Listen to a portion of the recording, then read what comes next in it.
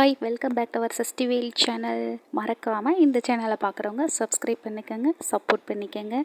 இன்றைக்கி நம்ம பார்க்க போகிறது மல்டி கிரெயின் ஓட்ஸ். இது ஓட்ஸு, கோதுமை, அதுக்கப்புறம் பெரிய ராகி, ஃப்ளாட் சீட்ஸு எல்லாமே கலந்துருக்கு.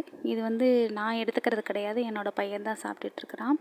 காலையில் ஃபுட்டு எதுவுமே எடுத்துக்க மாட்டாங்க. இந்த மல்டிக்ரெயின் ஓட்ஸ் மட்டும்தான் சாப்பிடுவாங்க.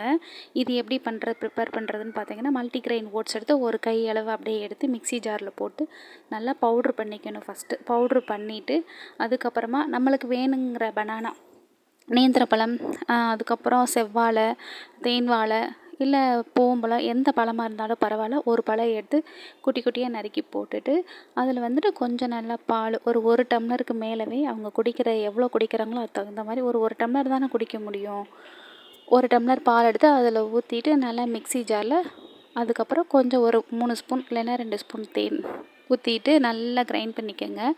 நல்லா அடிச்சுட்டு அதுக்கப்புறமா வேற ஒரு டப்பாவில் மாற்றிட்டு அதே வாழைப்பழத்தை குட்டி குட்டியாக நறுக்கி போட்டு அப்படியே டப்பாவில் அடித்து கொடுத்துருவோம். சார் அதுக்கப்புறம் ஸ்கூலில் போய் சாப்பிட்டுக்குவாங்க. ஏன்னா அவன் 7:30 மணிக்கே ஸ்கூலுக்கு போகிறனால காலையில் எதுவும் சாப்பிட மாட்டான். இது மட்டும்தான் குடிச்சிட்டு பெசாட்டி இருந்துக்குவான். கிரெயின் ஓட்ஸ் பார்த்திங்கன்னா, நம்ம தெரியாமல் நம்ம அந்த அன்னைக்கு டீ, காஃபி, சுகர் இந்த மாதிரி நம்ம எடுத்துக்கிட்டாலும் கூட அந்த சுகரை கண்ட்ரோல் பண்ணும். நிறைய ப்ரோட்டீன் இருக்குது, நல்ல நார் சத்து இருக்குது. உண்மையிலே இந்த ஓட்ஸ் உடம்புக்கு அவ்வளோ ஹெல்த்தி ஃபுட்டு. ஓகே, பாய்.